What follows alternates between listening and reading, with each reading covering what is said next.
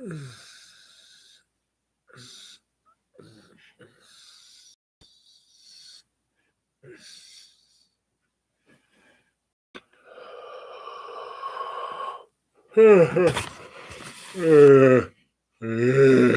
morning, good evening, good afternoon, wherever you are. Welcome to Dreamy Dreamland with Sensei Al Bob. I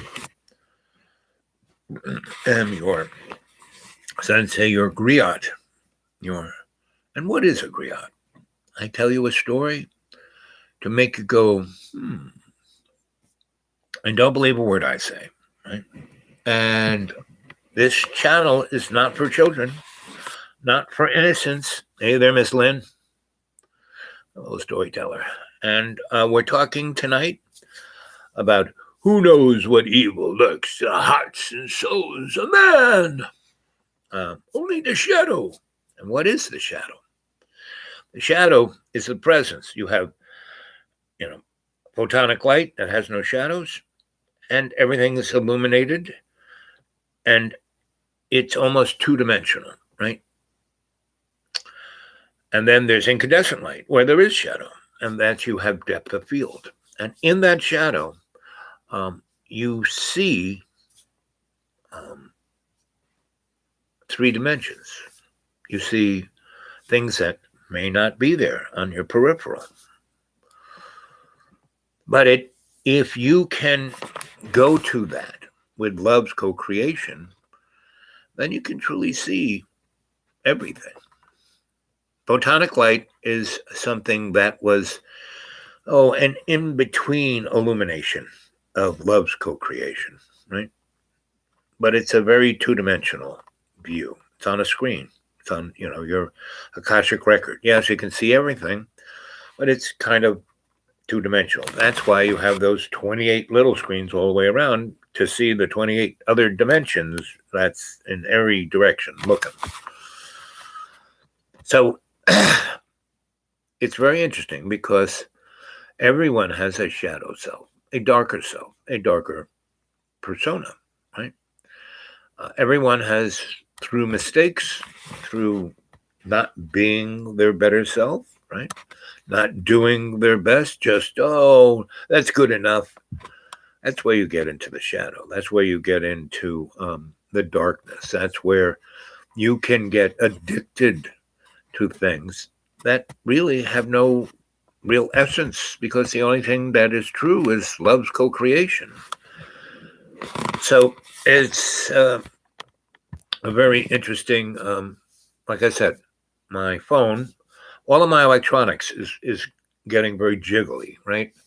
And it's giving me the perceptive of, look, this digital domain, this internet backbone, this all our foundational dynamics that we depend on of our infrastructure, A, don't exist. B, we have an illusion of trusting it, and it's all run by people like Jojo, the used car salesman. I mean, did you see him at his last news conference? Pretty much holy moly. And so my phone didn't work, my laptop didn't work, so what did I do? I just meditated, visualized that everything was fine, right? Let's see how the old phone is doing. 100%, right? It's all good, right? So,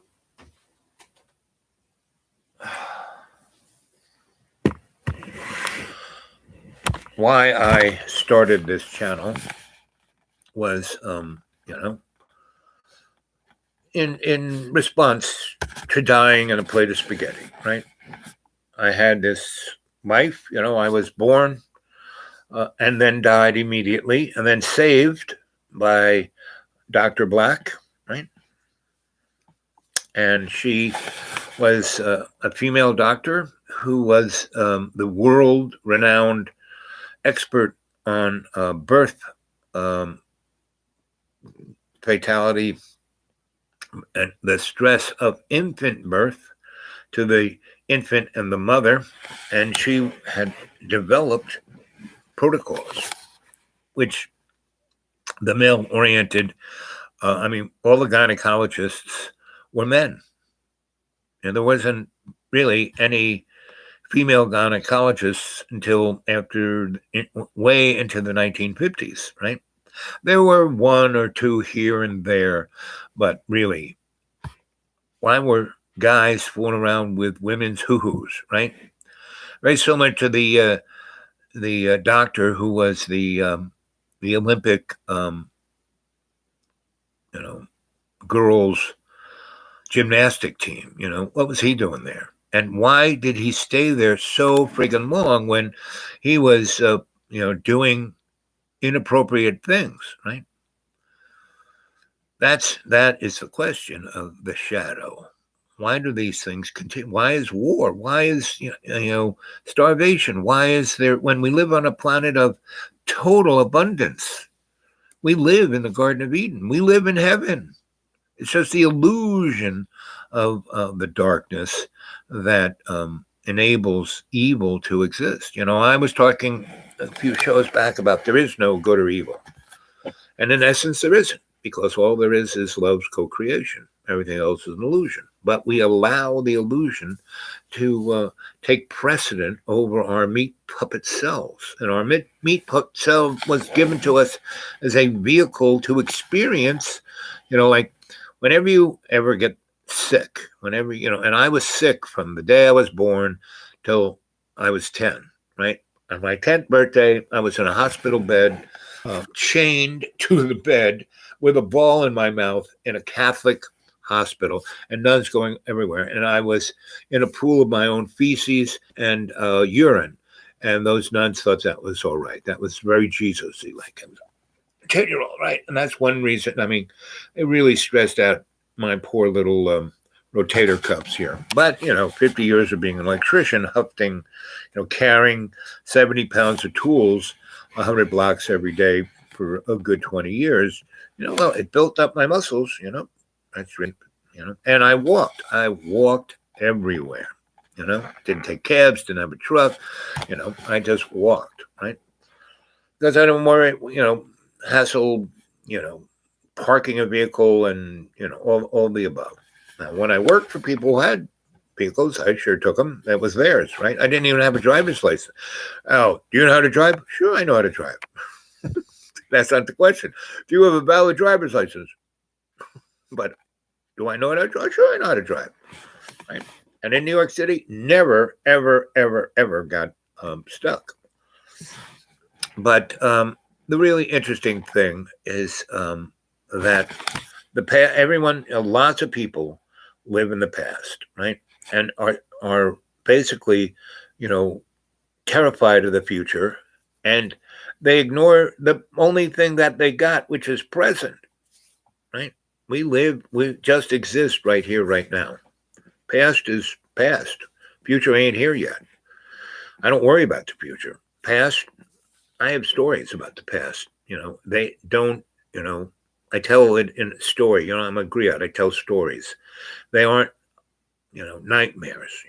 I learned very early from my grandmother that nightmares and the monster doesn't exist if you face it head on. From 6 months old to 6 years old, I was with my grandmother. I was never sick, right? When I went back to my, family, my mom, my biological mom and dad, and the feral weasels that are my siblings, they were in a sociopathic structure. Pretty much any nuclear family in our present world is sociopathic, because the corporate structure is sociopathic. And the corporate structure was not developed for the well-being of the American and the human folk. Now, there are many, many folk who think, oh, it is, it's perfect, the corporate structure, I can go to the supermarket and buy whatever the heck I want. It's I love it. I can masturbate all the time I want because pornography is brought straight to me over my laptop. or in my phone. I can masturbate on the subway just looking at my phone, right? Please, come on. Wake the brack up. So we have already gone up the cliff, but that's okay because this is just a sandbox. We're all going to heaven. We're all getting on the bus and going to heaven. No one's going to hell. Because the hell is right here. Go live in Syria right now. Hell. Go live in Yemen right now. Hell. Go live in a lot of places in Africa. Hell. Right? Why is, the industrial first world totally vaccinated and having boosters when the folks in Africa and the rest of the third world don't even have one shot? 0.7% of the people in Africa have been immunized, and they're all white. And, the interesting thing about this is that those folks who haven't been immunized probably are safer than the ones who are. Now, I'm not a doctor. I don't know any of this, but I'm just watching what's going on, and I'm watching people freaking about this and that. And they don't have any, they're just in their own private little silo and freaking, they have no real truth, no real understanding. Look at this Joe Rogan guy. I mean, I saw him, and it was really interesting because, he had pretty much lots of different people on about this issue of the last 2 years. And, he had no real point of view. Now, he got sick and he, took the things right up front and he got better right away. And he told people what had happened and what he had taken, and he got attacked for that. He's just talking about his experience, right? It's like me getting the, a cold and saying, well, I just eat a lot of vitamin C and drink tea and stay in bed, and then I'm good in a day or two, right? I don't run around and get other people sick, and I meditate and I, sweat it out and I wrap myself up in blankets and I'm good, right? So Joe just told what that. Then he brought other people in and talked about this and talked about that. And, the mainline narrative of the corporate state is trying to barbecue this guy. And they are so incompetent that really, like I said, he had a response like in the parking lot in front of his wherever. And, he had his cell phone in his hand and he was facing the sun. So he was well illuminated.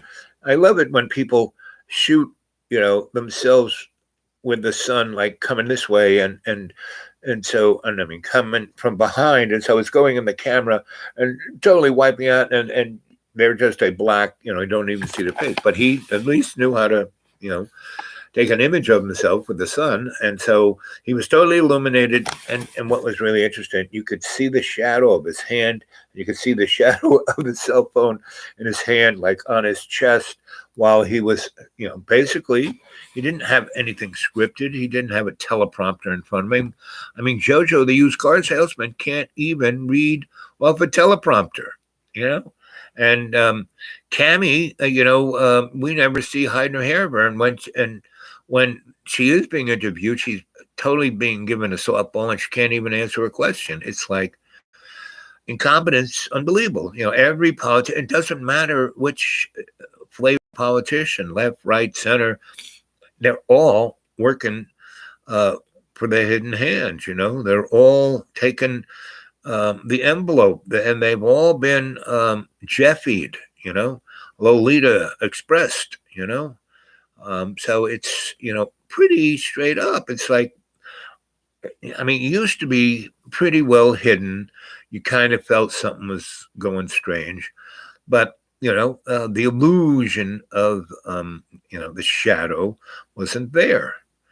But since Jack got whacked, it's been just getting worse and worse and worse. And now everything is, you see it. There is, you have to wait 20 years to get any kind of, back in the 70s, the Senate had a hearing saying scientifically proven there was a conspiracy there. There were more, that the policeman had his microphone open, the recording back at the police center, recorded it, and 20 years later, they had the technology with computers to listen to that tape to say that there were more than 3 shots, right? The 3 shots that were heard over the microphone, they could, just by acoustic engineering, say one came from behind, one came from the front, one came from the side, so it was like Jack was in a shooting gallery, right? And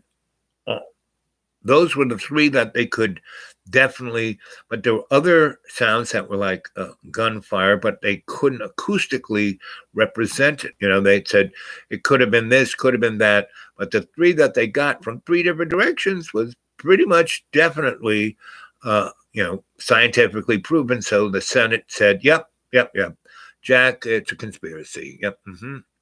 And so it's the shadow. Only the shadow knows, right? So, Lindsay, you're the only one there, brave enough. Tell me what you think of the shadow. What is the shadow? What do you feel of the shadow? What you've been around for a few years, and so what are the shadow experiences you have had? I've had many. I mean, I've died 7 times. So right then and there, when you're on the other side, you get to see interesting things.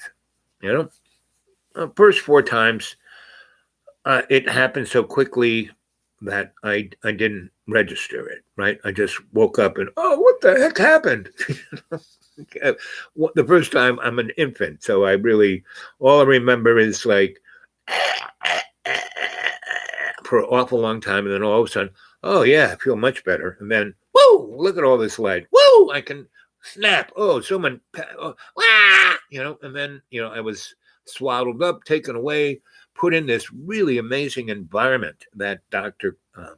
Black had invented. It was called a incubator, or a, what do they call those things? When they put babies that are, in stress. She invented it, right? And not only that, she had a super duper one. She had one that she got it from a box from a nuclear laboratory where it had rubber hands that went in. So the environment, so you're playing with something really volatile. And she took that and built a bigger box that the baby could fit in. And she had that environment so she could have hoses go in there, and she could put IVs in the baby, and she could put an environment in there that would, oxygen and other gases that would increase the chance of living, and changing the barometric pressure in the chamber. It was quite interesting. I mean, she was way ahead of her time, right? And she took over that hospital. I mean, she was so brilliant. The 2 men who were delivering me with my mother was about to kill me and my mother, because they were about to rip the umbilical cord out of my mother's uterus, right? And she would have bled out right there and then, right? But Dr. Black just pushed, and she's about 1.5 feet shorter than these 2 morons, and they were smoking cigarettes. They were smoking cigarettes, delivering me. They had salad tongs in my mom's hoo-hoo, and my mom was like, wee! She was like high on whatever drugs they gave her, and she was smoking cigarettes too. And I mean, this is what happened in the 1950s. And it still goes on today. When my mom had her hip replaced, I went in there, and they had her in. My father and I, we came in. We sit down there. There's like the it's not the ICU, but it's a place where they get you ready to go in the operating room. And when we went in there, we brought her in there, and basically, when they said, well, you need to leave, I said, no, we're going to sit right here with her and hang out here until she comes back. Well, we don't. I said, really? You're going to go there with me? So they said, okay. And so my father and I sat there because, it was just a big room, and they had other people who were running around without masks, and, and they basically, it was an assembly line. There were like 4 or 5 people ready to go into that room. to be operated on, get their hip replaced. And in actuality, they were working on 3 people in the operating room at the same time. I mean, totally beyond any concept of what procedure might be, right? And this is because it's an HMO that's like saving money, but no. And so when they screwed up, I went in that operating room and said, "Motherfuckers, you!" And I went out of that room. I went into the hallway. I went to the desk. I said, "Who runs this place? Where's the president? Where's the guy in control? Where is, you know?" And this was at a time when I worked with some heavy-duty lawyers in that neighborhood. And they said, "Oh, he's up there on the 5th floor." I just walked right into it and grabbed him and said, "You motherfucker, you know, these guys are about to kill my mother. And if anything happens to her, I'm going to own your motherfucking, you know, everything. I'm suing you till the cows come home, you know." You know, he went down there and like got my mom rolled into, because they hadn't started cutting on her, but I saw him fucking up the other 2 people. And I said, "No way, Jose." Right. So that's modern medicine today, you know, and so it's more money, more money, more money. And that is not, you know, and this was a Catholic hospital, not too Christian, you know. And where I was delivered was a Catholic hospital, right? And Dr. Black, she took no quarter from anybody. And so she had been there, she was there for 18 years of my life, right? And the first 10, she was always there. I mean, when that nun, you know, murdered me, and I was in another Catholic hospital, and they were about to give me a frontal lobotomy, she came in there, kicked their butt, took me out, took me back to her hospital, got all these guys to like get me to a place where I could then be taken, you know, to my cardinal godfather at St. Patrick's, and I stayed. He made a little hospital in that place for me, right? Of course, it was for him too, but and it was not that far from Dr. Black's place, so she could just kind of stroll over and check on me. And after about 6 weeks, he sent me off to the Marinols, where they took 2.5 years to pace me back together. And that's where I really, from my birth all the way through that to when I was 10, when I got really super sick and I was in this Catholic hospital. My parents just kind of stuck me in there and then went off and had a good time on the beach, ignored me for about 2 weeks. And I just got sicker and sicker and sicker because the nuns were not nurses. I was not getting any medical anything. I was just in a bed, and it was like being in a cab, the dollars were rolling by. And I, started at a fever. I was being delirious. I was watching the new thing called colored TV, and I was watching the Wing and Winkies go after Dorothy, and I was freaking out because I thought they were coming after me. And the nun came over, and she had the flying nun's habit. She looked just like a flying Wing and Winky. And when she stuck her face in my, "What's wrong?" I gave her a right uppercut, and she flew over me like a Wing and Winky, and I heard a crashing sound over there, and then I was gone, unconscious, right? When I woke up days later, I had a cast on my arm, so I really must have slugged that nun. I was like payback for what happened to me in first grade, but I was tied. My arms were tied to the metal stays of the bed behind me, and my legs were tied, and I had one of those sex balls in my mouth around there, so I couldn't say anything or bite anybody. And I was in my own feces and urine. And when I woke up, my fever was gone. All I could do is smell myself, and I knew that it wasn't really good for me to be in a swimming pool of my own feces and urine. And luckily, being the lucky bastard that I am, perfect timing came around, and just as I woke up and I realized the predicament I was in, I looked up, and there's my Aunt Gracie and my mom coming in, and they just walked straight over, and my mom was like, "Ah!" And she went out there and started screaming, and my Aunt Gracie unhooked me, got the thing out of my mouth, got me. She ripped off all my clothes, and she just took me over to where the sink over there had a hose, for the janitor to put water in the thing, and she just hosed me down, and the water was going everywhere. And she went over and got the super duper Physohex soap, antibacteriological thing that they had at their time, hospital grade, and just lathered me up and just hosed me down, lathered me up and hosed me down. She looked at me and she said, "You are one lucky boy." And I said, and she goes, if you had been in that swamp any longer, you would have started to get some bad infections, but your skin looks fine and you look fine. And, she looked at my eyes and my ears, my nose, she went over and got the little thing that looks in there, and she checked me all out, blood pressure, temperature, the whole thing. And then the stuff that is super duper antiseptic, like when they cut you open, look at this. And she just like covered me in that shit, head to toe, and then wrapped me up. And I was still a little peanut of a kid. And she picked me and she wrapped me up in a clean sheet and walked me out of there. And my mom was screaming at the head nurse and the head doctor, "You're from my lawyer." And they were like, and we just walked out.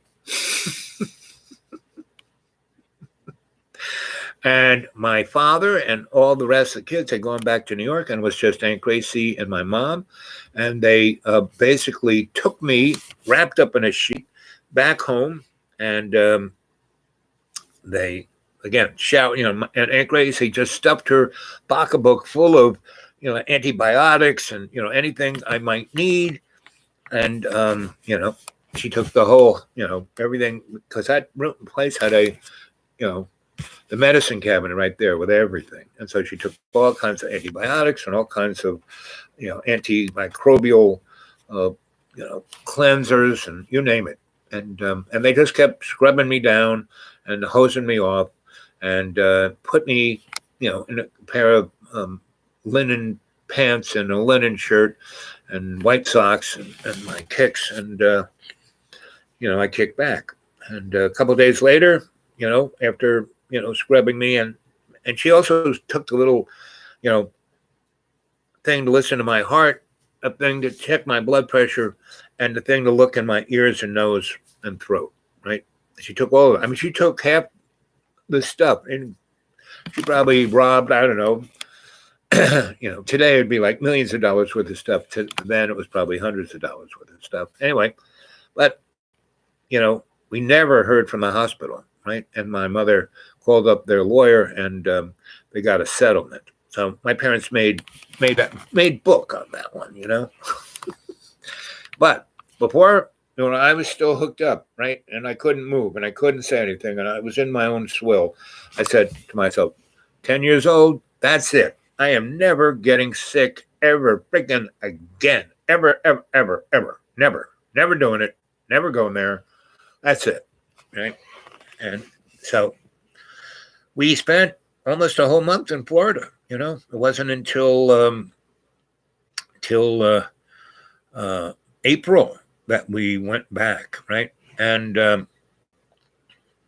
so we when we went to Florida, Mom, Dad, and the Farrell brothers and sisters, all the Weasel family, we were like way back, the cheapest seats ever, right? When we flew back to New York, Gracie, me, and my mom, we were first class, right? We were in presidential suite, right?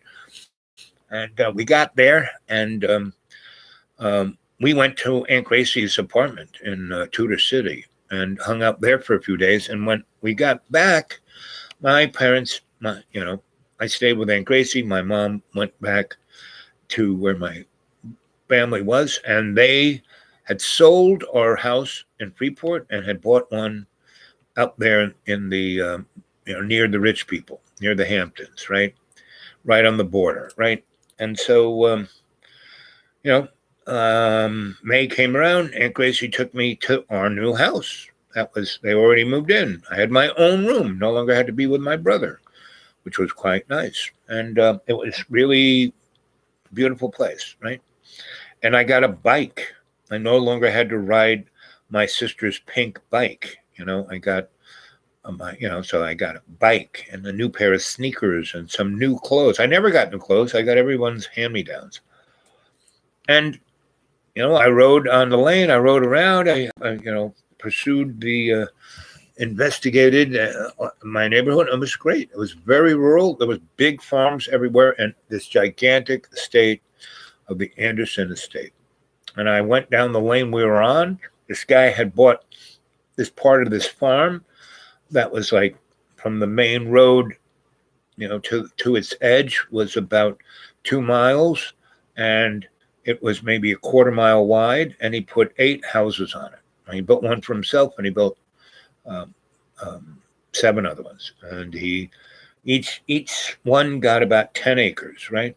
And my dad bought the one that had the most strangest house. The other ones were just boxy, kind of 2-story, 3 bedrooms up here, living room, dining room, kitchen, garage were the other ones. This one was, somebody bought the property, and the property that this house was on, my dad bought, when they cleared, it was a farm, but they planted a ton of plants there. They had all these pine trees and they had all these bushes.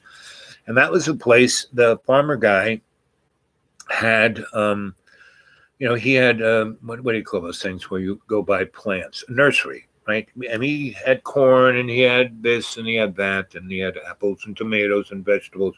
But he also had a nursery that he also sold bushes and trees and stuff like that. And guys who were building houses would come there and buy a bunch to put around the house. So anyway, when this other guy bought this tract of land, he turned that into a lot. And that lot was bought by a guy who was, an executive at Sears. And so instead of a cheapo, boxy, crappy house that the guy who bought the property and sliced them up into lots and then put houses on them and then sold them to people to make a profit, the guy at Sears, he bought the biggest lot, had all these plants on it, and built this pretty amazing house. Big, long ranch. And you kind of drove in, and there was a big garage, 3-car garage, and it was tilted sideways.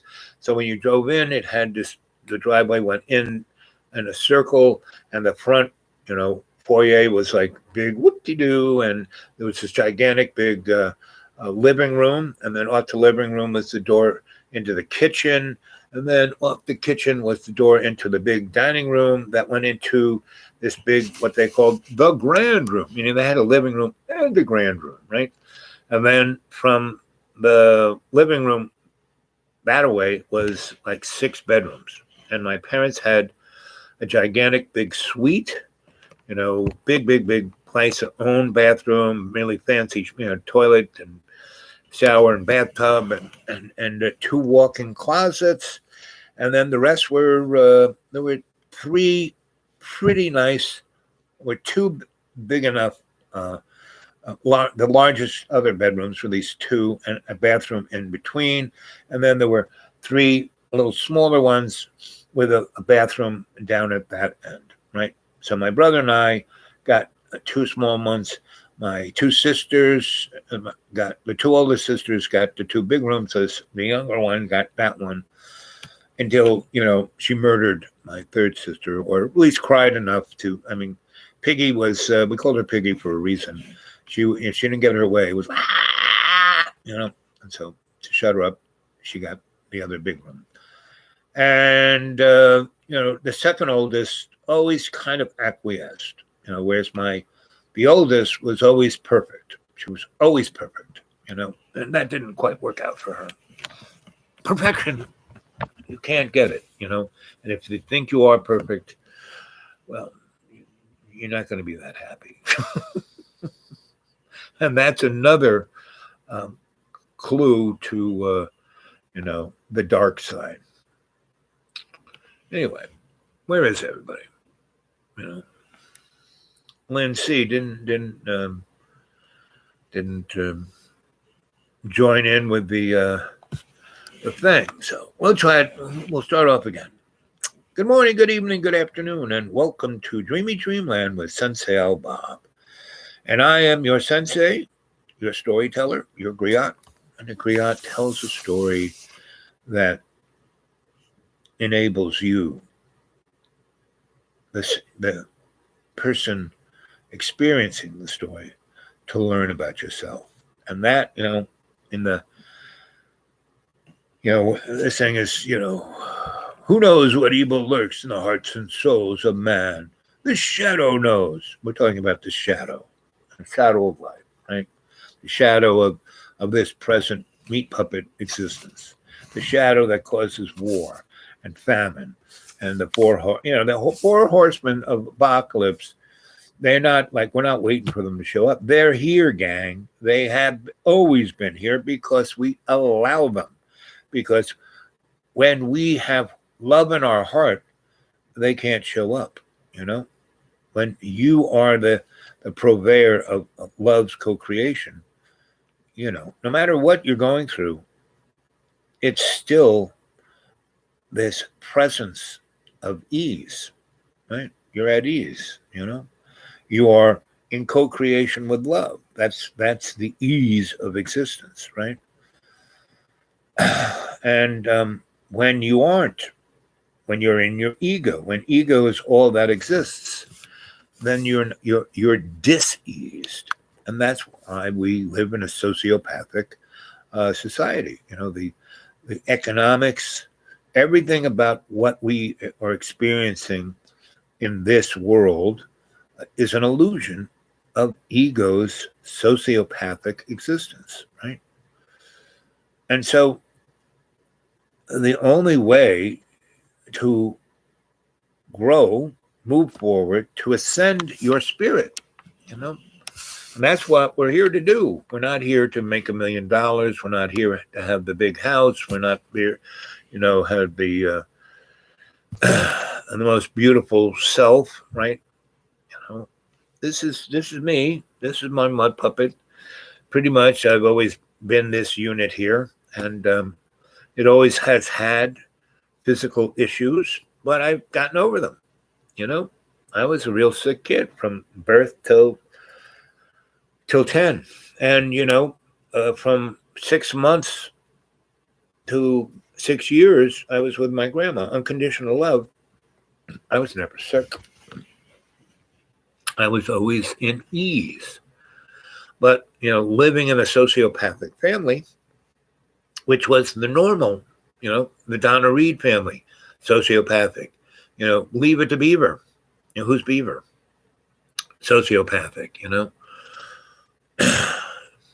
If you are a sociopath, pretty much, at one point or another, you're going to eat your gun, right? Now, even a lucky bastard like myself, who was, came to this time continuum to serve love's co-creation, I'm surrounded by it, right? And I'm not perfect. I am just a lucky bastard. I do my best. But there are many times when I just kind of get tired. And I just, the switch switches and I roll down another portal of the universe and I just go with the flow.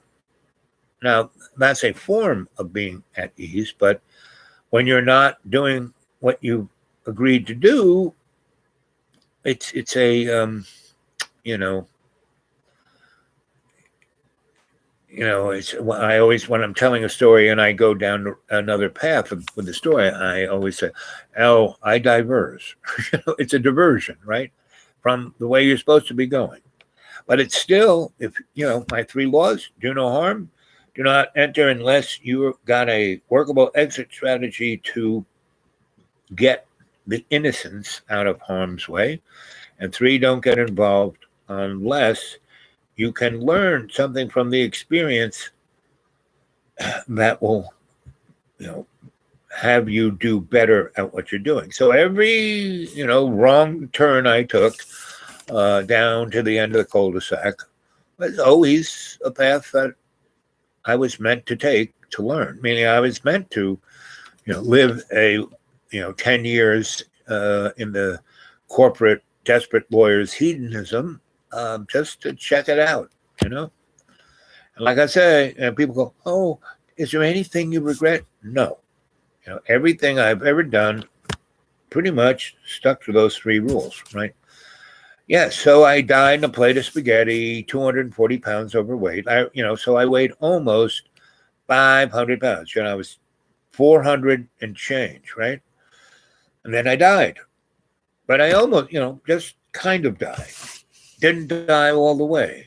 I woke up in the aisle going towards the operating room when they were going to cut off my legs and crack my chest and do a quadruple bypass. And that probably would have killed me. And I would have never been the same, that's for sure. And I stopped them in their tracks. I couldn't believe, they had me so doped up on fentanyl because that's the drug they use to knock you out when they're going to open you up. So, it's very inconvenient when an individual who's got their organs all over the place, it wakes up. What are you doing? So, I'm a lucky bastard. I kind of popped right back in there. Let's see. Eddie, Edward, Edmundo, how you doing, buddy? Just telling stories. And tonight's segment is about who knows what evil lurks in the hearts and souls. The shadow knows. We're talking about the shadow. So what do you know about the shadow, Ed? What's been your experience? I've had a lot of experience with the shadow, right? And being a lucky bastard I am to being the griot, Sensei Al Bob, I'm always, there, to do my best, to do good, to serve love's co-creation. That's what I'm here to do. And I've always done that. And yes, I was talking about taking, the sidebar, the divergence from what seems to be the straight and narrow, right? But that, the switch gets thrown and you go there for a reason. And that's when you experience deja vu, that's what's happening. You're going down the straight and narrow or whatever path you're on, and then the switch gets thrown and you start to go this way. And the deja vu is your spirit is being kind of ripped apart. You're going in two different directions. And then at that deja vu moment is when you either bounce back to the straight and narrow or whatever path you were on, or that's the place you're going this way, you go over that way. And now that's your new straight and narrow. And, very much often that's it. So I'm open for that switch to be thrown. I know what's going on. It's not just that sense of, oh, this is deja vu. I know what's going on. I can see the two paths. I see which way I'm going. And I let love's co-creation to take me. And so when I was drawn into working for the corporate world for desperate lawyers, it wasn't like, oh, I'm going to go to hell or I'm going to be Satan. I need a new straight and narrow. Well, buddy, you got to be open to it because, John Boy is a good example. You can, if you aren't open to your new straight and narrow, you're going to be stuck in that loop. Oh, I want this, blah, blah, blah, blah, blah, blah, blah, blah, blah, blah, blah, blah, blah, blah, blah, blah. And before you know it, 100 years will go by and you built up some really severe karma and you aren't that sweet, kind, gentle, saintly person that you used to be, because with every circle of blah, blah, blah, blah, blah, you're going deeper and deeper and deeper into the darkness, because the only way you can kind of delude yourself, when I want my kids, blah, blah, blah, blah, blah, I want it this way. I mean, if someone really wants their kids, you go to where the kids are and you work it out. No, they have to come here and be with me. And she had to come back too. And the child who's not even mine has to come back. And no, that's a delusion. And the more you go deeper and deeper into delusion, that's when you can say really nasty things, when you can be really mean, what you can do. And, when you let the bad thought in, the bad thought manifests bad words manifest bad actions manifest bad deeds manifest bad outcomes. You just don't let, in our society, blinders have been put on, so we can't notice that there are parallel universes zipping by, right? But if you're aware of who and what you are, and you're aware of why you are here, that's when you understand what your new straight and narrow should be. And you don't just stick to that straight and narrow you are. Sometimes that leads you right off the cliff, right? So if the switch is thrown and you're being drawn to this way, you have to be understanding of who and what you are, and maybe going that direction is the right thing to do. So, when I was drawn into the corporate world and I worked for, the desperate lawyers as a negotiator, I did a lot of good. I helped a lot of people.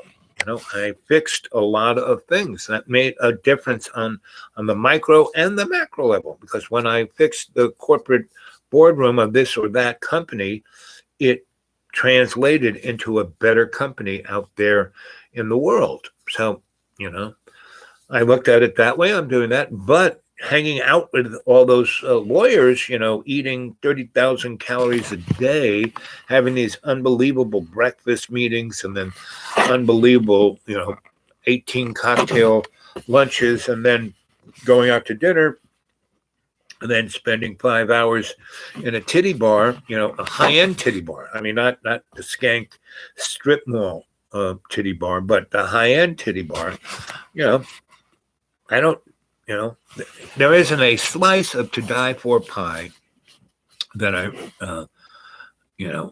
regret. I was Mr. Creosote in Monty Python's Meaning to Life, the guy who just kept eating and eating and eating, and then one day blew up, and parts of them went through the dining room. That lady who was just eating and eating, his gallbladder went on her head, and she started eating the gallbladder. Well, that was me, but I didn't blow up.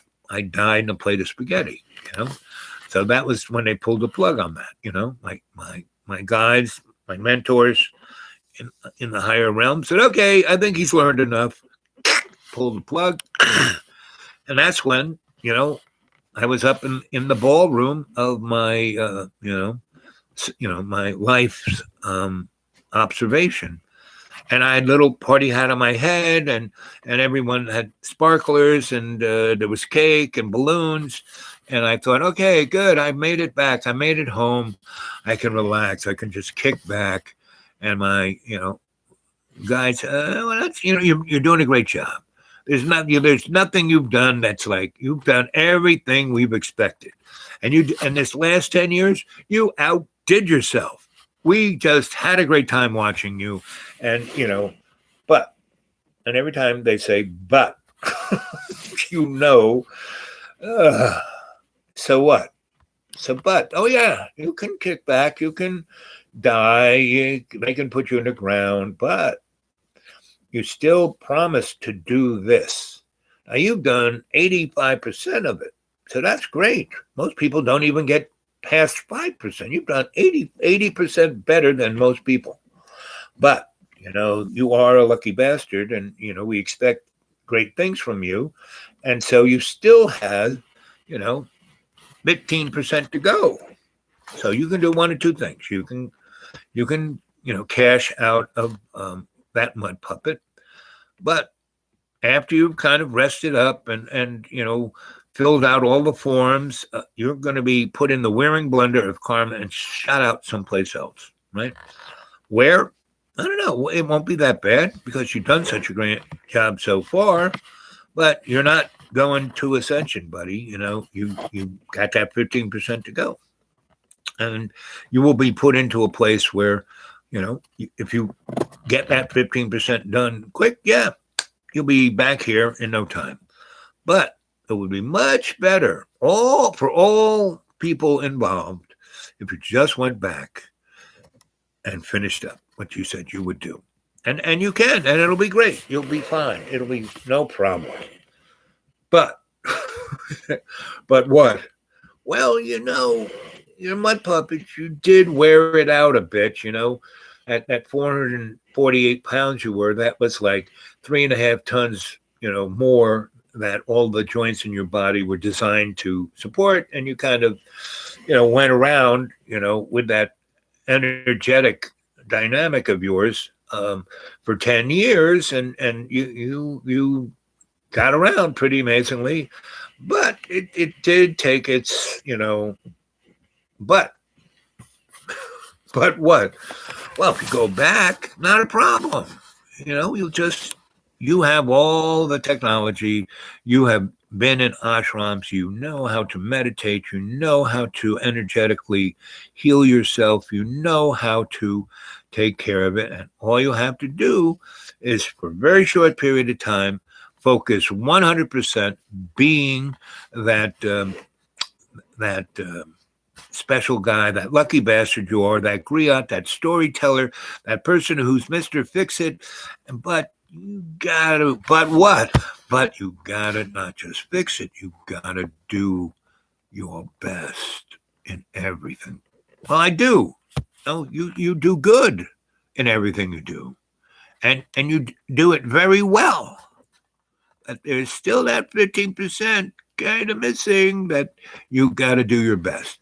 You gotta do better. And you can. Look how far you've gone. You got it in you, no problem. Just go on back. So that's why I sat straight up on that gurney like Caddy Chaffee and said, "Where am I? What's going on here? What is this thing doing in my arm?" And that's when the guy, the big drug dealer of the hospital, the anesthesiologist, he nearly had a heart attack. The nurse shit in her pants, and the two guys who were rolling the gurney ran away. It's like, here's this guy who's totally going on fentanyl, and because that's what they use that drug for, to knock people so out they're dead. And that's why the drug dealer gets paid so more than a surgeon, because he's got you right on the razor's edge of dead and alive, right? So that's what got me here. And I'm walking around. They want to chop my legs off. I'm walking around. But it's, and John's a great example. He constantly projects, oh, you're this, oh, you're that, oh, this is what's going on. Oh, like he can tell what I've gone through in my life? No, because he never listens, right? And he talks to me from another room. I can't hear him. That's fine. He can go on, and all I hear, so that's fine. If he can't have it in him to stay in it, because he's scared to stay in the same room, that was part of his modality. And food, I mean, it's like I make him these really great meals. He knows they're great meals, and he comes down and he just wants to run away with it. That's what he used to do. He used to run away with the food. He didn't eat with his family. And his wife is down and never cooked for them. They ordered out food. They got, TV dinners. She never really cooked for him. And he said that, So he knows that I'm going to make every meal I make him. He acts like, oh, wow, this is the first time I ever had. Oh, you're such a great, And like right now, we have no frigging food left because we've been stuck up here for 3 weeks. And I spent the last $200 I had. And I bought real food. I bought, like 15 pounds of sweet potatoes, 15 pounds of red onions, 10 pounds of white onions, 10 pounds of, yellow onions. I bought carrots. I bought every kind of green, every kind of sour green, collards, spinach, kale, escarole, everything that was on sale. I bought lots of. And I brought some really nice bread. They had these really great baguettes, French bread, Italian bread, and they were going to throw them out, but they were, instead of $3, they were 59 cents each. I bought 4, right? Bought a bunch of olive oil, butter, cream cheese, lots of cheese, fish that was on sale. And John goes, well, I spent $700. Yes, and Little Debbie's, energy drinks, candy, chocolate-covered popcorn. And he took all of it up to his place, and he gave me one bag of chocolate-covered, popcorn, and one packet of these energy chocolate bars. These are good for you. Well, I just kind of kept them there. And the box of the chocolate candy energy bars. I looked at the thing, like 90% was caffeine. Like eat one of those bars, you were. And the same thing with the chocolate popcorn had a ton of caffeine. I mean, everything had caffeine in it. Everything. The power drinks were like crack cocaine. Anyway, he spent $700 on that, and nothing you could really eat, right?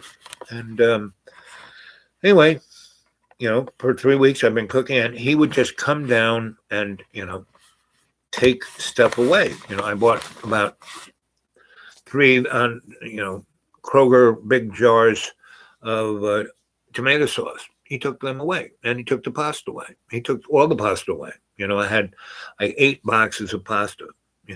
But they were for 10 meals. And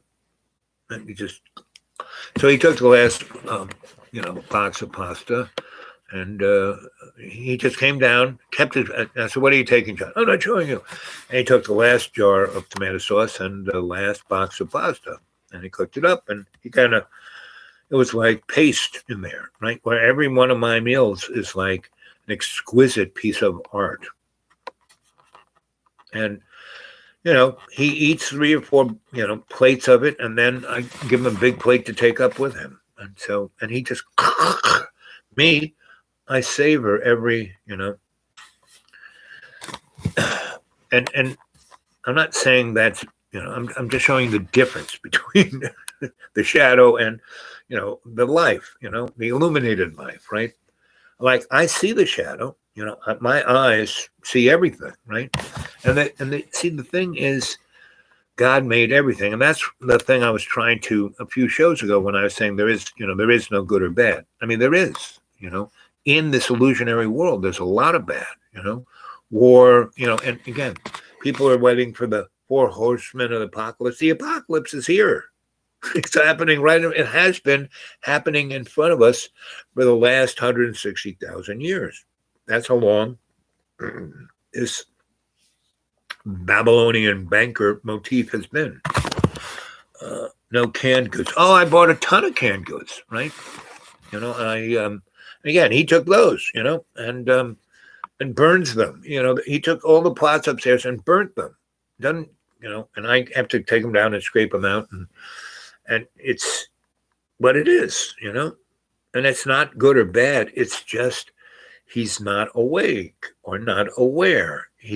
And yet he is the canary in the coal mine. He's representing, as Anthony says, he's the people's saint of truth. He is what is the representation of the sociopathic world. And he's not. And, I can see this line. He has this angelic, sweet, kind, generous self here, and this demon over here. And that's the sociopathic world. And if you are aware of it, you can be totally who you are, right? Now, it's difficult. It's hard. You get a lot of, blowback. But if you're a lucky bastard like me, it's done by, it's like, and, basically I can read like people like a book. So I look for their best self, and I go for that, and the darkness that's around them, it's not a problem. I just kind of move it out of the way and illuminate their better self. And if they can step up to their better self, they become better. They can't. So it's not it's my job to illuminate and assist people to be their better selves. But as my mom would say, you can drag a horse to water, can't make him drink, right? So it's 5 of you here. So good morning, good evening, good afternoon, wherever you are. Welcome to Dreamy Dreamland here at Dreamland Center. I am your sensei, your griot, to tell you a story. Remember, get a hold of me at thedudeawake42@gmail, thedudeawake42@gmail. And in a few days, my birthday is going to be, I celebrate my birthday. I'm a February boy. I'm an Aquarian. So come on. All those who haven't thrown anything in my PayPal, you don't have to do a lot, just something, right? There are 4 or 5 of you who continually put something in there every month, and not a lot, because I know that they don't have a lot, but they do. One of you gives me 1 hour a month of your salary, right? In my heart, it's like, ah! I mean, they're thinking of me. They're right there for me. And the other four think of me and throw whatever they can at that time, right? And everyone at least $10, sometimes a little more, And during Christmas time, a number of you were very generous, and thank you for that. So, come on, there's about 600 of you who are the cadre. There's another 1,000 of you who watch it pretty regularly, and there's another, about 4,000 that watch it, irregularly, right? Because I get notes from you at my dudeawake42 at Gmail. I get a lot of mail from you guys.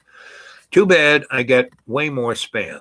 So if I don't, and everyone who wants to get a hold of me, if I don't kind of respond relatively within a day or two, you should send me another note. Hey, because at that time the line has already gotten so far down. Meaning, if I don't jump on it, I don't look at it every day, because my equipment is starting to go wanky, right? But it's quite interesting because it goes wanky. Like the last show I did, just kept buffering. And it was, I'm being kind of attacked. So I had to go and shamanically, get my little laptop back into a protected mode, and we're all good. And the same with my little phone. It was having issues. And, again, I just kind of, it wasn't working. It wasn't doing anything. So I just put it there on the charger and prayed and talked to it. And said, I'm just going to leave here all day and everything's going to be fine. When I come and see you again, you'll be all better. And it is. So, because I don't have the money to take this equipment to get it looked at. I mean, I have one guy I trust back in the deep green because he likes me. I've helped him a lot with a lot of things.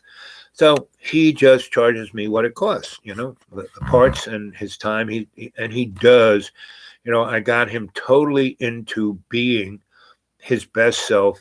And he was very good at being his best self already. I just made him aware of how good he was and that he just didn't let it slide. And that's the real problem of the shadow, is that it's real easy to slide into the shadows, Now, we need the shadow. Like I said, in the sociopathic world, if you are, I'm a light worker. Well, who is the original light worker but Satan? The illuminated one, the illuminated one. He was incandescent. That was what he was. In the Bible, it says he was incandescent. And incandescent light is the thing that makes the shadow. Period. Photonic light, not so much, but the photonic light isn't the be end and end all. There is another wavelength. And if you go to Gigi Young, she's very good on describing the whole dynamic. And if you read Wilhelm Reich's work about orgone energy, that goes into it excellently, right? And he manifested the understanding of how to keep humanity, everyone, angelically in the stream of being ease, right? Because when you are at ease, there is no dis-ease. He cured for 20 years, he brought over 40,000 people. He did a study himself in his practice. He wasn't making brouhaha, but he had 40,000 people that the medical model said, oh, go home and die. And he cured every single one of them, everything you can imagine. People who were stark raving nuts to people who were, stage 4 cancer in their bone, ready to go, right? And they had been chemoed and radiated, and the cure was worse than the ill. So he cured them all, 40,000. Every single person who came to him and who wanted to be cured, he cured, right? All they did was sit in a box in a chair for about 15 minutes and then go on with their life, come back the next week, sit in the box for 15 minutes, and they did it 5-10 times. They were gone. They were cured. They were fine. And then they kept coming back because he was a scientist and he wanted, so they were cured. They just kept coming back. He would test them, check out this, that for like 5 years, right? And if there was any little something, he put them back in the box. And it was no radiation. It was a plywood box with copper netting, with wool, with copper netting, wool, and then a covering. That was it. There was no moving parts. It just was an accumulator of the orgone energy, right? And that is the form of energetic light. There's incandescence, the shadow, the photonic, which is no shadow, and then the orgone, right? So Gigi Young, G-I-G-I Young, go Google her. She has great YouTube on it. Dark Journalist is really good because he comes from a mystery. I mean, he talks about everything, but he comes from a mystery school point of view. And so he is quite informative. You go watch him and he will give you a rabbit hole to go down. And another great person, I still haven't found out whether, Dr. Joseph P. Farrell, he got someone, attacked him. And I mean, he was smoking. He was a chain smoker. Like I never saw any. My mom smoked, but never. I'm sorry. I met him a couple of times at conferences, and he would smoke like this. He would just keep lighting him and he'd smoke them all the way down to the end. And it was like, and when he was on Dark Journalist, he would smoke that way. He just kept smoking and smoking. Now, my mom and my Uncle Leo, they all smoked, but they understood, the harmonics, the dynamic of tobacco, that it was a spiritual tool. And if you use it in a spiritual way, then it's not going to kill you. So let's see. You out of food, Bob? No, I got plenty of food. And, I got enough. I mean, now I'm into cans. So I made a really, really good meal from cans, But John, like he comes and raids my larder, and then, have meals planned out. And when he always takes the last. When I'm ever with, I never take the last of anybody's anything, right?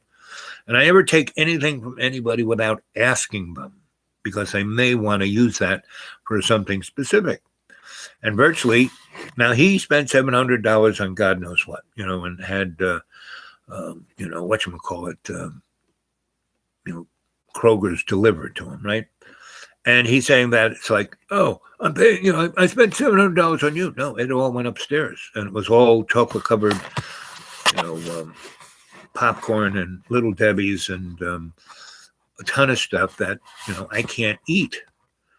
And then he came and raided my larder because he ate all that. I mean, so in these 3.5 weeks, I've lost 2 pounds. He's gained 20. And he's blaming me. The food you're making. No.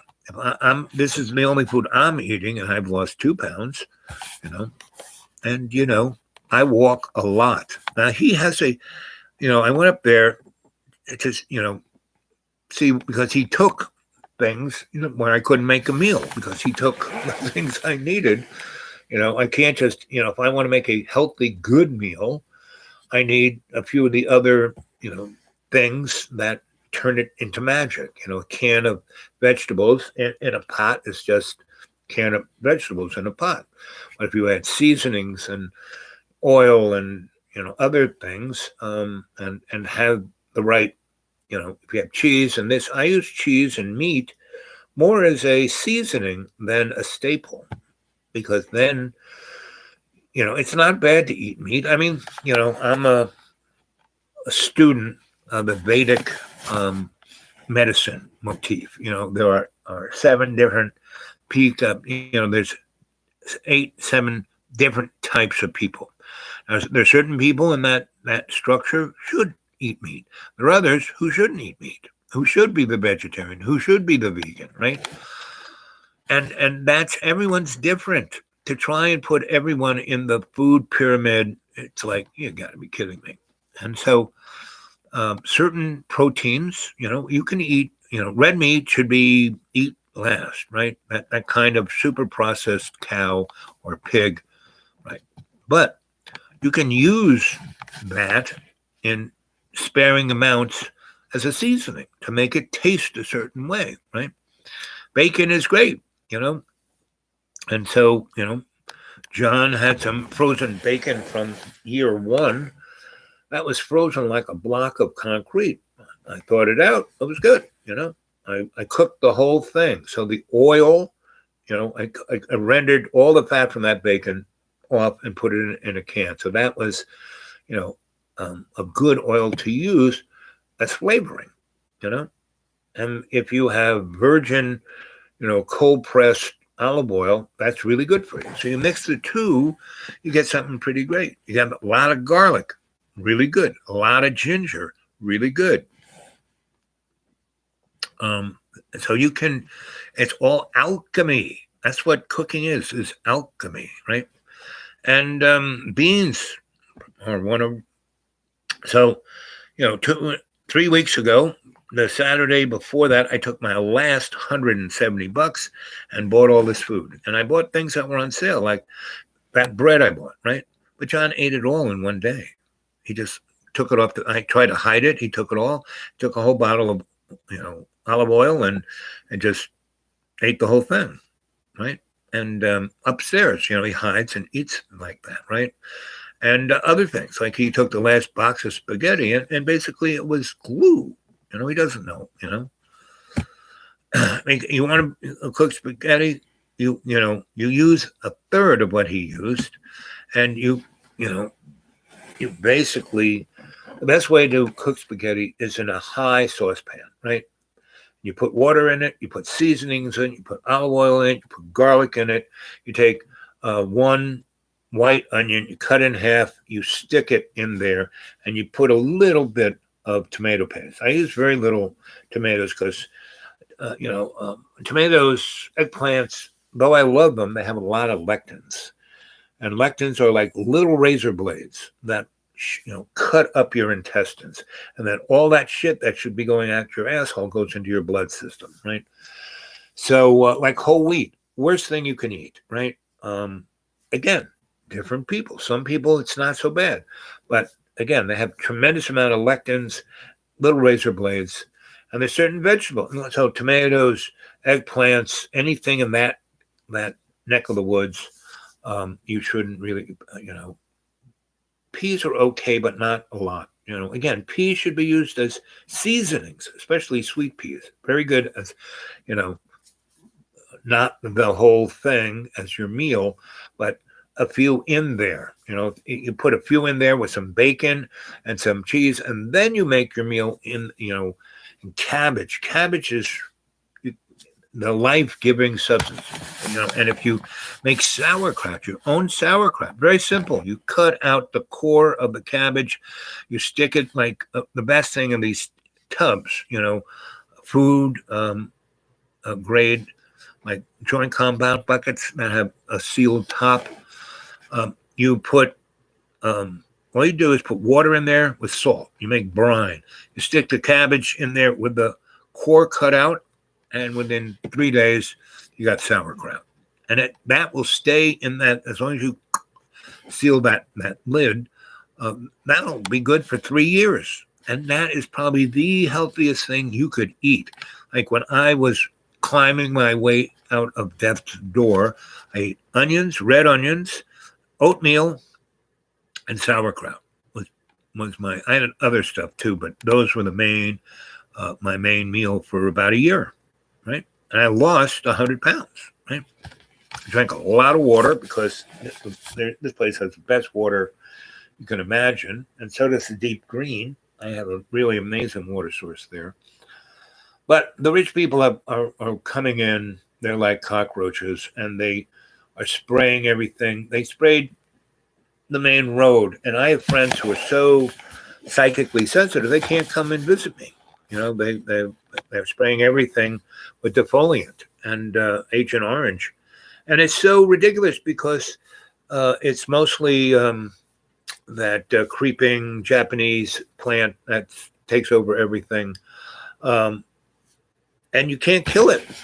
The only way to kill that shit is to pour concrete on it, period. You're spraying it. So they came and sprayed the whole highway last spring, right?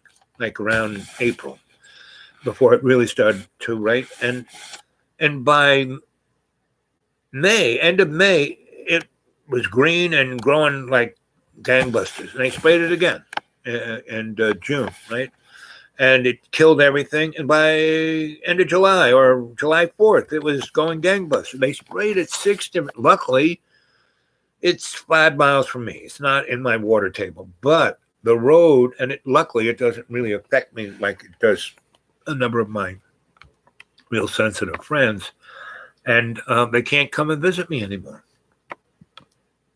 And, I'm probably not going to stay at the deep because somebody's already offered me. And I said, oh, fine. We can make out a deal, but I'm staying here for another 6 because I have a gigantic lot, like 3.5 acres. And I made 3 pads to build houses on. And I'm over in this corner, and I have the really big one where I was going to build the big house, which I never built. But they could go build it over. They never see me, right? So, yes, so they can give me a chunk of change and then pay me every month for 6 years, and then I'll go. So, that guy, oh, no. I said, well, you don't have the cash to pay me. You're going to borrow it from a bank. I'm not going to, but it'll be mine. I said, it'll still be yours, moron.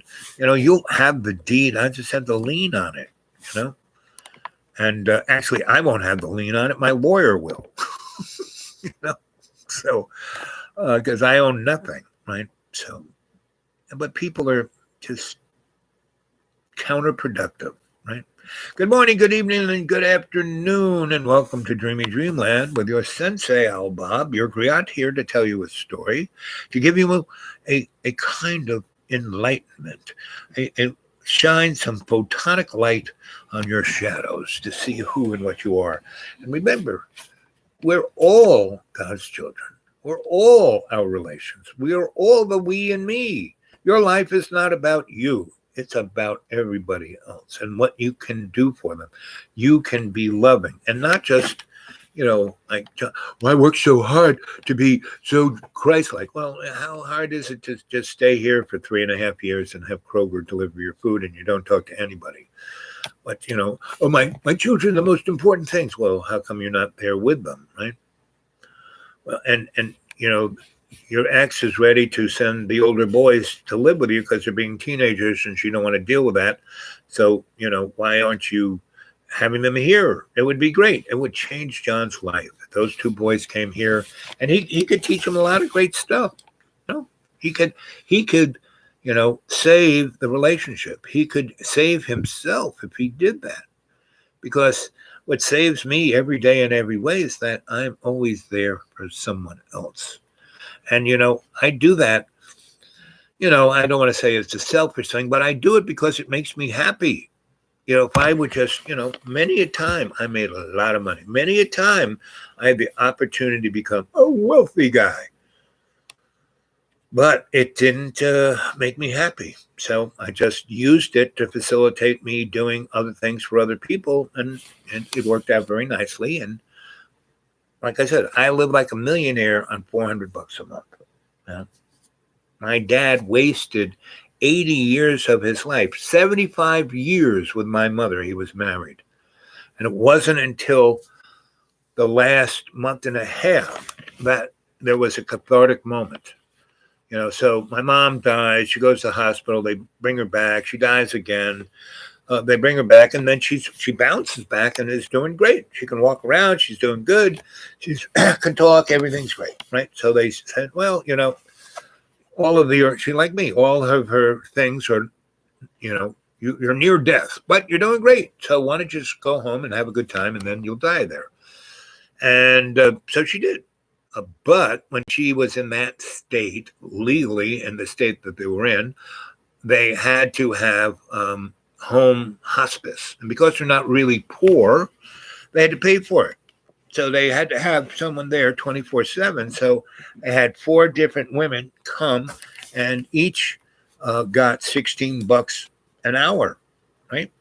They got it, and a company that was the HMO was charging my parents and their insurance company $28 an hour. And all these girls did was sit on the couch reading a magazine, chewing gum in a white nurse's uniform. And they weren't even nurses. They weren't in CNAs, right? And they didn't do anything. They didn't help my mother, didn't do anything. And it was pissing my dad off. So he screamed, you have to come and take care of us. I said, I'm busy. Well, you got to come now. I said, I can't. You got to come now. I said, Dad, I'm working. What do? You don't do anything. I said, Dad, I'll come. You have to pay me $47,000. What? I said, well, that's what I'm going to earn if I continue to work at this project and finish it successfully. You what? He couldn't believe that until I showed him the check, And I had a great accountant, his accountant. And that guy was a great guy. He knew the law, And so I never made more money. I stayed in one little category, so I didn't have to work at all, And I would, facilitate the skin of the hair of the chinny chin chin of these desperate lawyers. So they were unbelievably happy, meaning whatever they paid me was nothing compared to what they would have lost if I hadn't negotiated the deal. And because I did, they had a windfall of all of this. So I was their goose that laid the golden egg. So baby, they took, just lavished affection of materialism on me. And I mean, those guys were my buds. And for those 10 years, had a great time. Like I said, amazing breakfast meetings, 2-hour, 3-hour lunches with lots of cocktails and, roast beef and, really, really amazing. I mean, meat that is really good and modeled and really not the crap you get in the supermarket, which is GMO, cocktail mix of death. But the real rich people meat, ooh, that is good stuff, baby. I remember one time I hung out with this guy because he really liked me. We had a lot of fun together. I never judged him. I had good stories. And I was always going, hey, watch out for that, So he really, really liked me. So for one whole year, I did 2 projects for him, and he kept me. I was like his the prostitute that he keeps in a nice hotel, but we weren't having sex. We were just having the best of times. And, and I saw it. I was his sensei, I was like trying to navigate him back to his better self. But boy, did we have fun in between. And I don't regret anything because no one was getting hurt. I mean, that is it's not sex that's evil.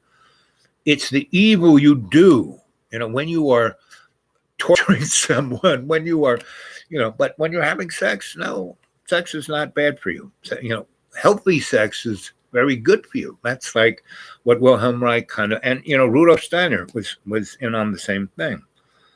So,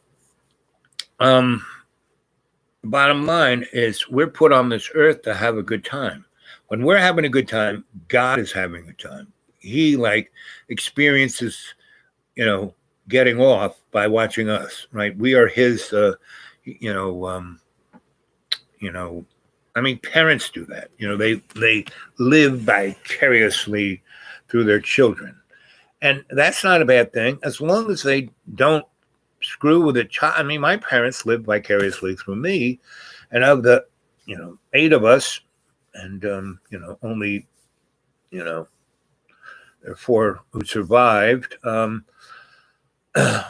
I was the only one. They basically, because I wasn't there for the first 6 years, they didn't get used to controlling me. And then they kind of realized, wow, this guy can actually take care of himself. Actually, he doesn't need us. Yet he's deeming to be with us, and he's loads of fun when he's here. So I had that experience with my parents, right? And I knew I was always down in the basement, building something, or I was always out in my lab in the garage, or I was always, camping with my dog and my friends. I was always with my friends. I was always in the library. I was always, you know, I was like the character. Where to go? So that was the good thing. So I was okay with taking care of my parents because they actually had a good side to them. And pretty much everyone does. And I always play to everyone. So I play to John's best side. Now it can be difficult because he is so stuck in that wheel. He's like a squirrel in the metal cage, and it hurts my heart to watch this guy do this to himself, right? And then every now and then he just, that darker side gets carried away. And then he says, I'm sorry. And I try to say, John, that's not good enough, you know? So that's why I'm here. This is my, and that's why, the powers that be, put me here in, I feel like an abbot. I've been here almost a month iced in. I can't go anywhere and it's going to, it's right now.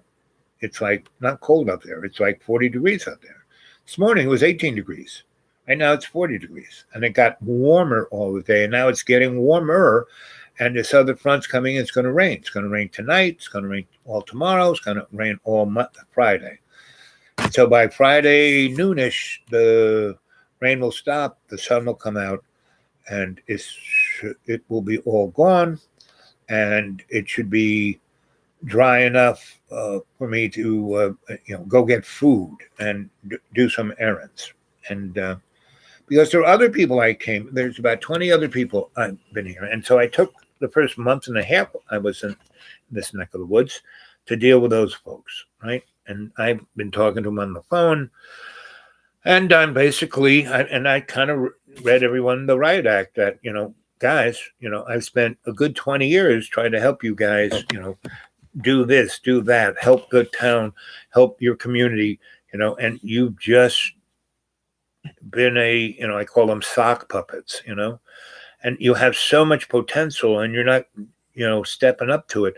Well, I'm not going to be here forever, period. I mean, in that 20 years, I died. And then I was like, not around I was not around for a year and a half. And then I came back with a walker and my legs in clamps. And then I went and still did the shit that they should have been doing, to the point of not absurdity, because as long as I hang on to my 3 rules: doctor, do no harm, don't get involved unless there's a positive exit strategy that you're going in to get the innocent out of harm's way, and B, don't get involved unless you can learn something that can enable you to learn to do it better. So let's see. So Len said, hello, storyteller. Hey, good evening, Bob. I need a new straight and narrow. Yet out of food, Bob. No canned goods. Yes, tons of canned. Well, I have enough canned goods to last another week. But all the other things like the canned food, amazing meal, John, is like, so grateful I was turned on to your channel. And I love you too, Edmundo. You are a solid cadre. Shout out to Ryan Hall. Yep, RM. The man sounds so unstable. Why are you there? Because he's my friend. And I don't give up easily. And I'm not going to give up on him, but I'm not going to enable his. So I met John 7 years ago when he bought this place, right? And from that time until now, he's gotten 7% better, right? Which is markedly better. He's not he was. And in the 3.5 weeks that I've been here, he's gotten 0.04% better, right? So that's a measurable betterness, right? So I am here to do my best to help John, right? But this is it. This is it for Roanoke, meaning I'm tying up all the loose ends. And, I grew up, and John, well, you're a Southerner. I said, no, John, I was born in New York City, and I grew up in New York City, and I stayed in New York City until I was 32. Well, between the ages of 14 and 32, I traveled the world and the United States. But New York City was my hometown. I kept coming back because I could always, I went to work at 9. Uh, the age of 9, I started working for the Stalls, Grandpa and Mike Stall. And Mike Stall, he had 5 daughters. He wanted a son in the worst way. I was his son. Mike was more my father than my father. He loved me. He nurtured me. He took me to baseball games. We did all kinds of fun things. And my dad, we did stuff too. I mean, he took me to U.S. Air Force bases and I watched nuclear weapons blow up. I mean, so it was interesting. And I love that technology. I got to fly kind of a B-52. I mean, I was in a B-52 when Sergeant York over there he was in charge of the flight line, and part of his things, he was okay to take that plane and put it on the liftoff runway, and he would barrel down that friggin' thing, and he could take the wheels off the ground no more than 10 feet to make sure that everything worked, all the control surfaces and everything, and then he had to come down and come to a stop. And he drove that thing like a Ferrari. We were, we're at the very end of the runway. He hits it. It's like a rocket ship. He's flying. B-52 is a gigantic airplane. It's like flying, a supermarket. It's, the wingspan is like 400 feet. The tail is 3 stories up in the air. I mean, B-52 is the biggest radar. You cannot miss it. So a Russian SAM, like, the Vietnamese, knocked 300 B-52s out of the sky, right, in 1 year. And Boeing loved it because they got a contract to make another 300. Too bad, 4,500 crew members died. But, hey, you don't make an omelet without breaking eggs, as, Colonel or General Dickhead LeMay would say. So, it's like in World War II. We used the B-17 because we had it. We flew it daylight raids, and we lost close to 160,000 airmen in the first year of daylight raids over Europe, right? And we didn't have to, right? And then we built the B-24, which was a plane that was designed to be manufactured 1 aircraft in an hour and be very inexpensive. It cost basically $1,200, but it could lift almost twice the weight of bombs of a B-17, and it could fly it twice as long. The only problem is that instead of the wing being part of the structure of the aircraft, it was tacked on above. So all you had to have is an ME-109 with its cannon come straight down and hit it with and these cannon shells were like that big, and they had an explosive shell. So it wasn't just like a bullet. It hit the airplane and exploded and threw out phosphorus into the aircraft. So anything that phosphorus hit, it burnt. If it hit, airmen's skin, it burned their skin to the bone. If it hit their eyes, it burned their eyes out of their socket. If they breathed it in, it burned their lungs outside, inside to the outside of their body. If it hit any aluminum, it burst into flame. So you ME-109 with these boom, boom, boom, boom, boom, explosion. All the gas was in the tank. Boom, phosphorus hits it. Aircraft turns into a burning Roman candle. They lost more guys in the B-24 than any other bomber, right? And the B-17 lost 196,000, right? But, General LeMay and the guys, in Congress who were getting paid by Boeing and General Dynamic and all, they didn't care, They were farm boys, they're stupid.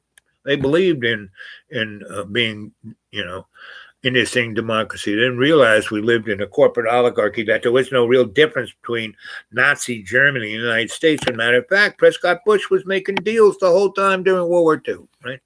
And if you guys have ever seen, remember Curious George, right? And the man with the yellow hat? Well, the man with the yellow hat was Prescott Bush. And Curious George was George H. And George H. was not from the loins of Prescott Bush. George H. came to America from Russia. His father was an engineer, worked for Nikola Tesla, and Curious George bounced all over Tesla's laboratory and stole things and gave it to his father's handler, who took it back to Stalin. So that's the story of that book. Every book has a story, a deeper story. Like Wizard of Oz was all about the Grand Depression. Follow the yellow road, follow. That was the gold bricks of the gold depository of the Federal Reserve. The Federal Reserve was just like the Wizard of Oz. It had as much to do with the government as Federal Express. The Federal Reserve is a privately stockhold-owned corporation owned by Mr. Rothschild and Mr. Rockefeller and Mr. J.P. Morgan and a whole bunch of other hollow sock puppets. Paula. Let's see. Sensei Al Bob, you are amazing. Thank you very much. Everyone in Carson is freaking out. Kazakhstan. Yeah, I would too. They're going to get, and it's a war that, and I have a friend of mine who thinks he knows politics. Oh, I've been to Israel.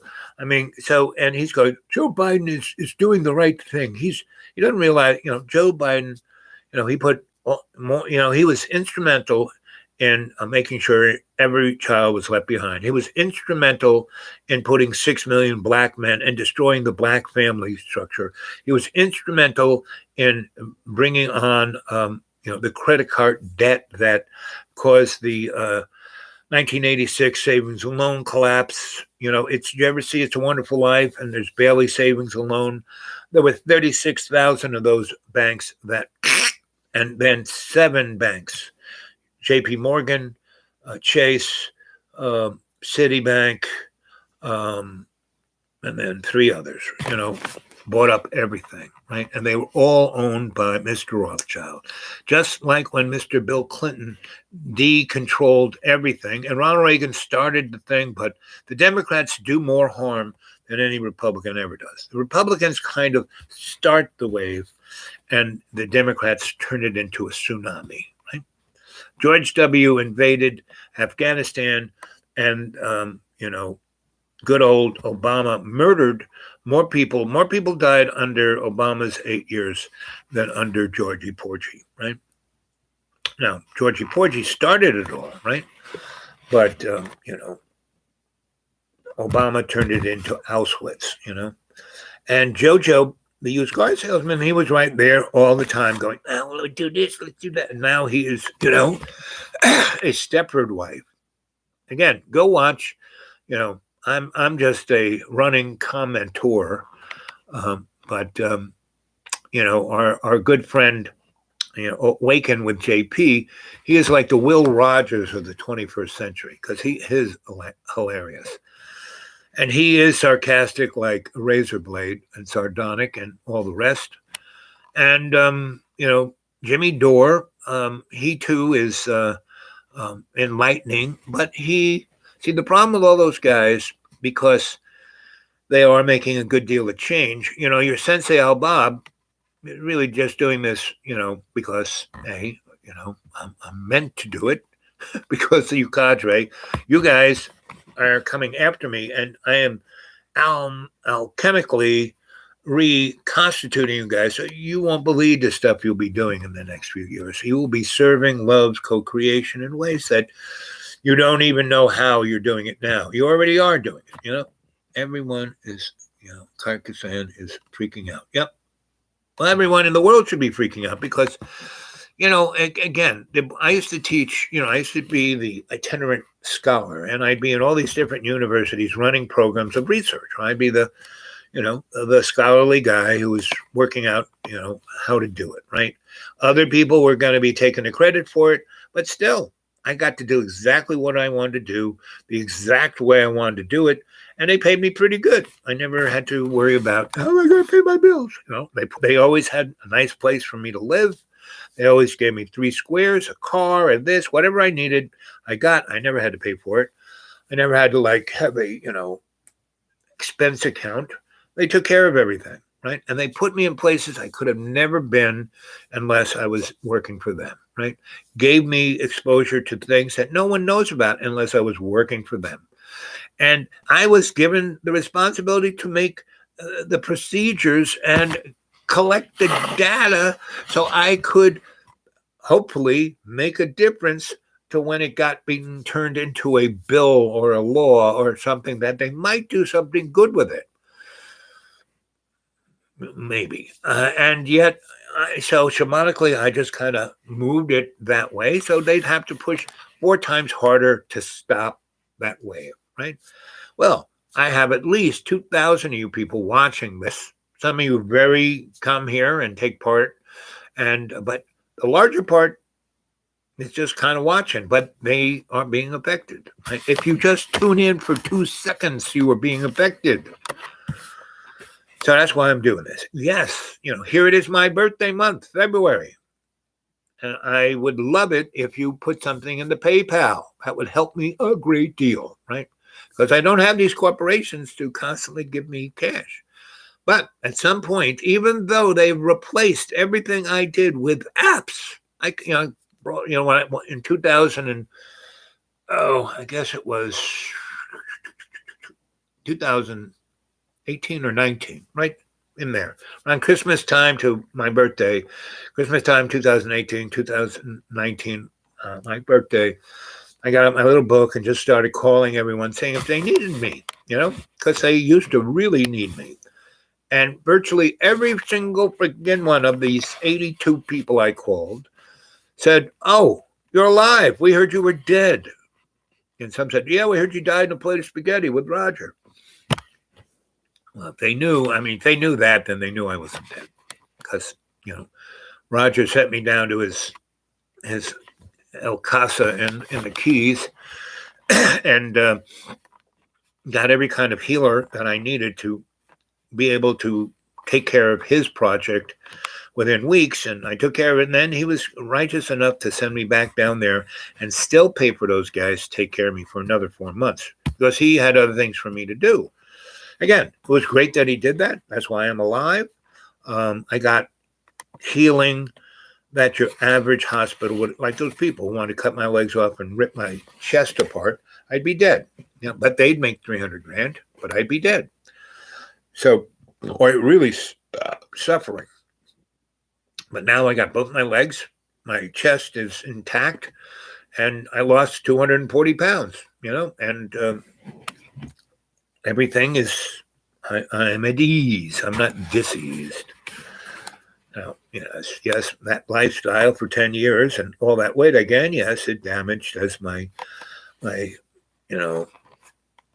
angelic guides and teachers and mentors. So, well, but you had a good time, didn't you? You had a good time, didn't you? Well, we were watching. We were having a good time watching you have a good time. So it was all good. Not a problem. But there's always a cost, and you will benefit from paying that. You will. Trust us. I do trust those guys. They're the only guys I do trust, but I am very much, good old Ronald Reagan said, trust but verify. I am very innocent. I trust everyone. If people tell me stuff, I believe them. But because the nun crushed my larynx, broke this ear, crushed this eye, and broke my jaw, and smashed my head, like a melon dropped out of an airplane, and then the Marinos, reconstituted me. They made, it was like the $6 million. We can make them better. So they did put me back together. So even though I trust everyone, I can see exactly who and what they are. And it always amuses me when I meet some, and I can do cold readings way, way, way, way, way better than if I do a reading on someone I know, because I'm kind of prejudiced by, knowing them, right? Like John. Now I know him way, way, way better than almost any other human being that, he doesn't get by me. And And so, I'm doing my best to get him to a place where he can move forward. But it's up to him. I keep saying this. My mother would say, you can drag a horse to water, but you can't make him drink. Now, I can't make John drink. I can help him the best I can, but there comes a point where, okay, that's it. On to, because I am, other things are coming for me to take care of, right? And it's going to be more, see, I'm not against, you listen to Jimmy Dore about the corporate, crony capitalism, blah, blah, blah. Now, if you read Marx, he basically said this is going through a structure, right? You have capitalism, then you have communism, socialism, and then this other thing that he couldn't describe, but things would be better, right? And we're basically going through that. And he was right. Now, he was bought and sold and sliced up like bologna by Mr. Rothschild. Mr. Rothschild, Marx did not write Das Kapital in Moscow. He wrote it in fucking London and other parts of England, and Mr. Rothschild paid all his friggin' bills, right? He was what is known as the loyal opposition. And this whole little passion soap opera that we are experiencing here since, back in the days before Phoenicia, and then which then gave us, Babylon and this and that, and that was only in that valley. Same shit was going on in China, same shit was going on in South America. All these, entities, and they were temporal entities. They were, good, bad, and we're getting, as I get into the interesting stuff, we're being buffered here. So, been here for an hour and 40-something minutes. The clock, it's stopped. Now it's running. So, how about some more thumbs up, kids? And I think I'm going to go because it's 11 o'clock and I'm tired and I still have more cleaning to do. And so I'm going to, hey there, fishy. Let's see what have people been saying. Let's see. Shout out to Ryan. Okay. RM sounds, yep. Hey, says Fish. Says Hail Bob. God, just great. Grion. Yep. Says Hail Bob. You on. Thank you. Everyone is, yep. John needs a workable plan. And I've been trying for 7 years, It's good to help friends, but make sure. See, the thing is, I never want to enable people to their bad habits. So I don't do that. And that's why I was gone for almost 3 years, because I got to the last time he threw me out, back in September 2018-ish. I just went, I went to this great, amazing party. I met some people. I went with them and had a great time for about a month. And then I went back to the deep green because it was Mayish. No, it came around. So I went to, I stayed with those guys until spring showed up. And then I showed up, so I spent winter of 19, 20, and 21 in the deep green. Right? And it was okay. Right? Good night, Bob. Sweet dreams, everyone. Right? Let's see what else would be. Let's see. It's good to help friends. Yeah. So we're still buffering here. So I'm gonna kick on out. RM. Where is the deep green? The deep green is wherever your heart is. The deep green is where love is. The deep green is where. Did you ever read Shakespeare, Midsummer Night Dream? That's the deep green. That's where I am.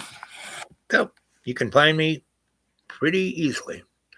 You just have to have a good heart, a good soul, a good spirit, and you have to live your best to serve love's co-creation. If you don't do any of that, you'll never find the deep green. And you'll basically end up as we started Who knows what evil lurks in the hearts and souls? Those people who can't find the deep green. Those people say, where is the deep green? So look forward to seeing you guys. And RM, how long have you been part of the cadre? And where are you from? And what do you do? What brings joy to your heart? RM, how do you help others? RM, tell me what you do to be your best. Okay, RM? And all the rest. See you guys later.